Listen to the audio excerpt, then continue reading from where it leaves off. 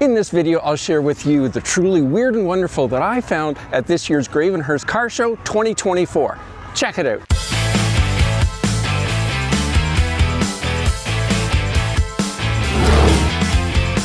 And you definitely want to stick around to the end because I've got some great video footage of two amphicars taken to Gull Lake. You can't miss it. I've been to lots of car shows and classic car shows, but I've never been to one in such beautiful natural surroundings as this one here. I mean, just have a look. It's absolutely gorgeous here. Now, this event's been a staple event in Gravenhurst since 1994, so definitely a long-running event, very successful event because we'll expect to see around 500 cars here today. But today we're looking for the really cool stuff that stands out. So they've got multiple areas where the cars are parked and where you can view the park. Like I say, this is the wooded area, which is a great area to head to toward the end of the day. But since it's the beginning of the day, we're going to head out to where the cars are parked out in the baseball diamond, I guess it is. And as you can see behind me here, it's super popular. 1929 Ford, but love that flame job on the hood. That's just fantastic. What's your dog's name? Teddy. Jetty? Teddy. Teddy. I thought it was going to be 240Z. Or is that a 280 or 260? 240. Wow, the original ones. Yeah. Wow, that's a gorgeous car. Thank you. Well, I saw it. Rarely do I see another Z here, so I caught sight of it. So I better get in here. Yeah, no. For sure. I had an RX-7 back in the day, Yeah. 79, and boy, it was hard to keep them on the road. They rusted so badly. Yeah, this one did too. I've had it since new, so Have you? Well, good for you. done a lot of rust repairs. Yeah, congratulations. It's got this beautiful Impala. It's got SS stickers on it. I think it's got to be about 1962, it says. Very nice. So check out this 2004 Mazda Speed Miata. And yep, you're right. That's a Corvette LS3 engine in there. And I'm sure that's not what Mazda had in mind when they were building this Miata. And yep, we've got a Rolls Royce here. Unfortunately, Rolls Royces from this era really aren't much of a collector's item and typically don't get the maintenance that they need and or deserve. So often they're rode hard, put away wet. And where else can you see a couple gorgeous Ford GTs parked right across from this beautiful old hot rod? Yeah, I still always have a soft spot for one of these gorgeous old school hot rods, especially one like this that's murdered all out. With the black wheels, black wall tires, quintessential Chevy 327. And here they are, gorgeous Ford GT. Not just one, but there's two of them here.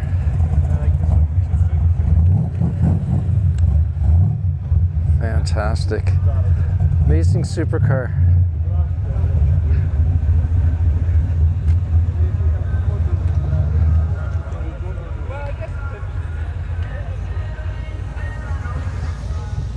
Very, very cool machine. And who can resist the engine under glass?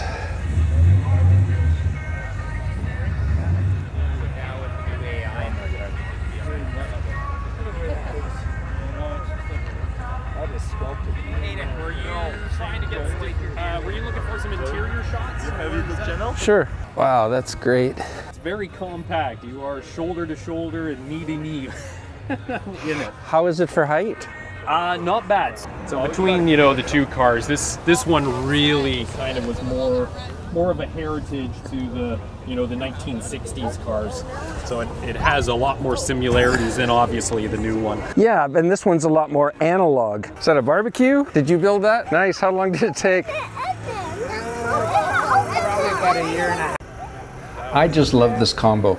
The owner has two other matching tow vehicles, and yep, they're both orange too. Check out this beautiful Lincoln. Looks fantastic. Man, the size of this thing is huge. Love the color of this hot rod. Somehow doubt that it's a period correct color, but man, it looks fantastic. And They've even done the details right down to the lights. Check out that pinstriping detail on those lights. Isn't that cool? Look at that. This is a Volkswagen Beetle-based kit car, likely built 25 to 30 years ago. Now, isn't this unique looking? Mercury engine with what looks to be some period correct speed equipment on there. Could be wrong. Classic headers. And a very, very unusual sunroof. I have to admit though, I love that shade of blue. Super nice, clean, and straight, incredibly straight, late 60s, early 70s Corvette. This is, looks fantastic. These ones definitely gaining popularity. Huge Coupe de Ville. You're a good home. Yeah. Looking for a new home. 2020 Mustang GT Roush modified. Fantastic. Very nice. 1931 Ford A pickup. I just love the simple interior and the business promotional lettering on the side of this truck. Really neat.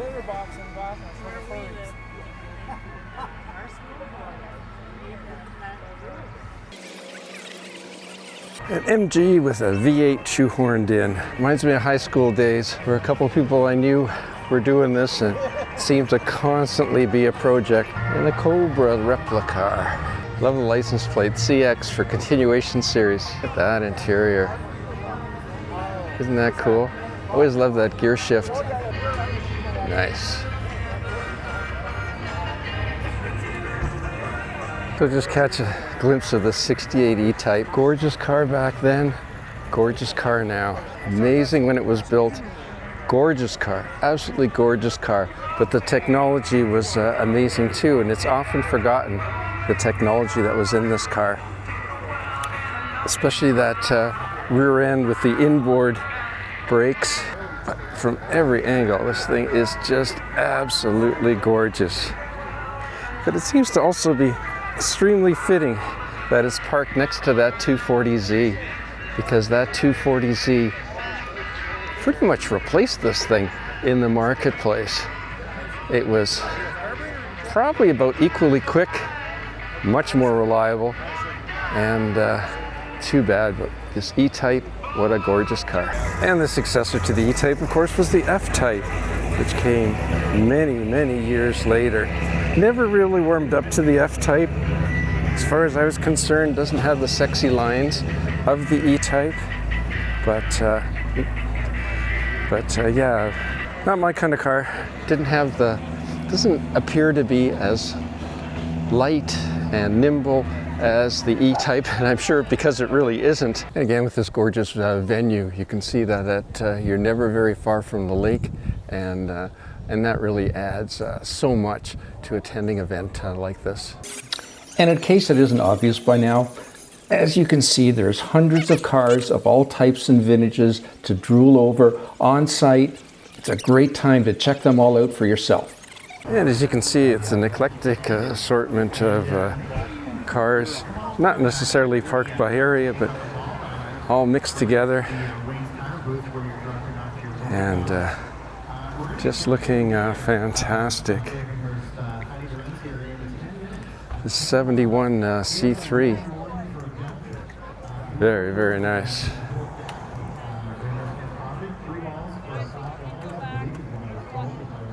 Super clean, super straight. And here we have a Polaris Slingshot. What an interesting vehicle. Is it a car? Is it a motorcycle?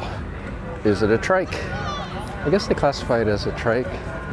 Classify this one under the weird. I'm sure there's a story here with this one. Check out the color on this 56 Chevy Bel Air. Incredible. Very nice. Check out the paint on this. I mean, it is so straight and so clean. I don't know if the paint's original or not, but who cares? It looks fantastic.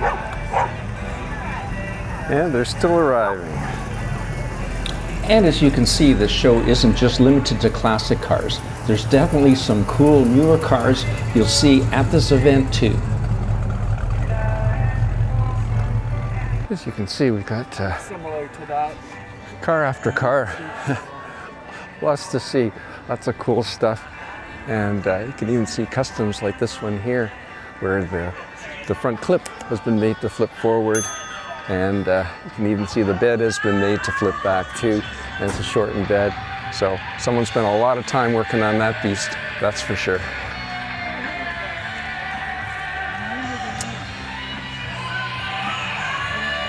As the day gets warmer, you can take refuge in the pines. And it's a little bit cooler here in the shade, that's for sure. But there's still lots of interesting stuff to see. Looks like there's a contingent over here of the really old stuff, the stuff from the 20s and maybe early 30s. And in the truck corner,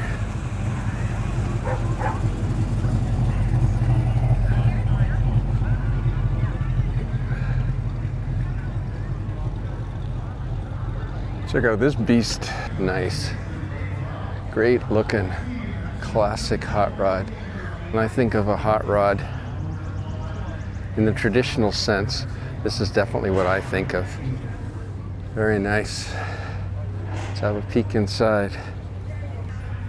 Isn't that cool? And again, we got a super eclectic mix of cars here. And it's interesting what appeals to what segment or what niche of the car hobby. Isn't this gorgeous? Beautiful colors, fantastic. And when a trunk really was a trunk. I love that two-tone blue. It's so subtle. And a beautiful white on white on white 56 T-Bird. Always gorgeous. Oh, the interior is white and green. Nice color combination. Very nice. And that outside spare tire, which gave these some really interesting handling characteristics. And check out this beautiful 65 Corvette. I have to admit, condition to me is incredibly important, almost more important than a gorgeous vehicle. But when you get a combination of the two, in other words, a gorgeous vehicle with gorgeous condition like this one here, wow, it's really a standout. At this point, I'd say this is probably my favorite of the show so far. Looks fantastic. And a very creative use of license plate. This old beast, 1946 REO Speedwagon.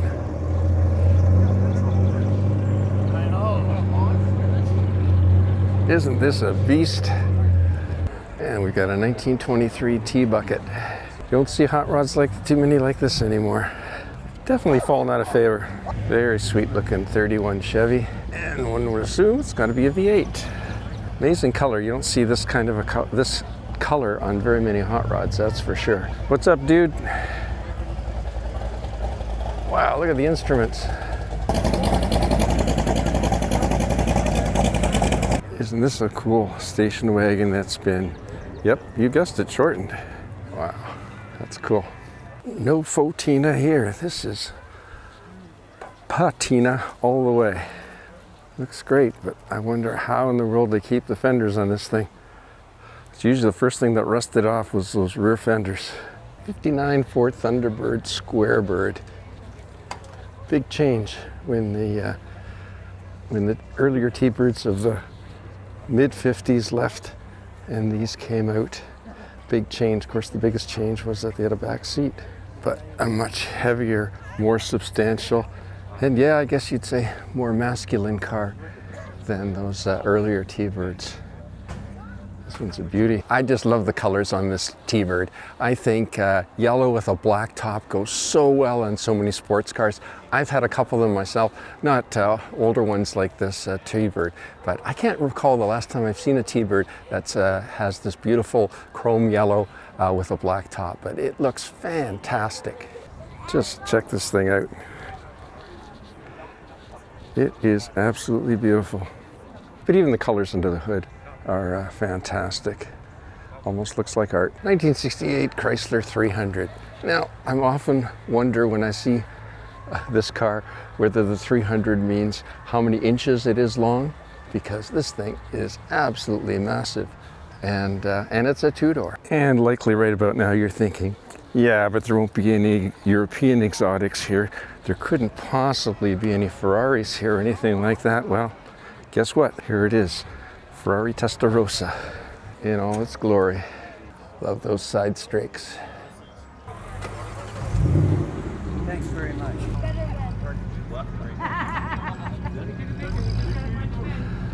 Check out this gorgeous Packard. And we have a 56 Austin Healey 100. Looking pretty cool. It's had its second restoration, or so the sign says. But looking very, very cool car. Peek inside. 1989 Avanti. Now, if you see, they started building Avantis in the 60s, and the car or the company was bought out numerous times. And I don't know when they stopped making them, but they made them with pretty much this exact same body style for, I don't know, 25, 30 years. This must have been very futuristic looking in the early 60s when it first came out. Well, like I said, I am a sucker for condition, and this wagon certainly has condition all over it. Yeah, no, it's not the sexiest of vehicles, that's for sure. But I don't know if it's original paint or not, but boy, she sure looks like it. Looks fantastic. 1967 Ford Ranch wagon. Cool car for what it is, and that is it's unique. It's very different. You don't see something like this around very often, and especially not in this condition, because families just beat them right up. And here we have an Amphicar. Again, you don't see too many of these around. I remember in the early 60s, we used to visit my grandfather and grandparents actually in Windsor, and there was a dealership there that was selling these, and I was so intrigued by them. You know, a car that could also go on the water, and of course we all learned pretty quickly that it was a major compromise. It wasn't a very good car, and it was a worse boat. But wow, it's cool to see that they survived, because I'm sure there was a time in the 70s it was hard not to just junk them. Check out these two Amphicars taken to the water, proving that they're not only road but lake worthy too. They're so cute, and this is the first time that I've actually seen them drive right into the lake and motor away. The crowd here at the Gravenhurst Car Show is just loving it.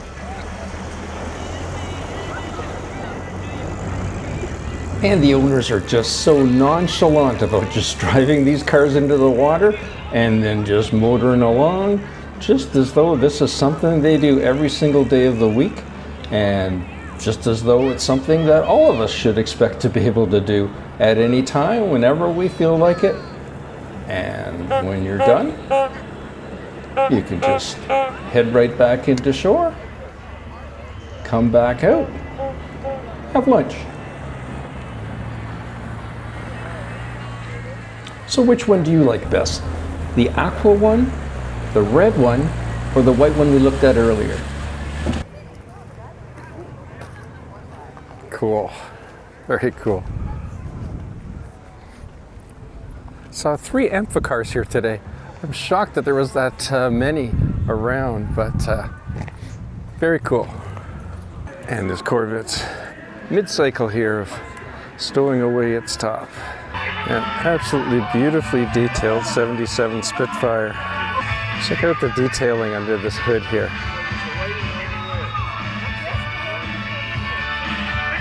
And like I say, the hood flips up, but does it ever flip up?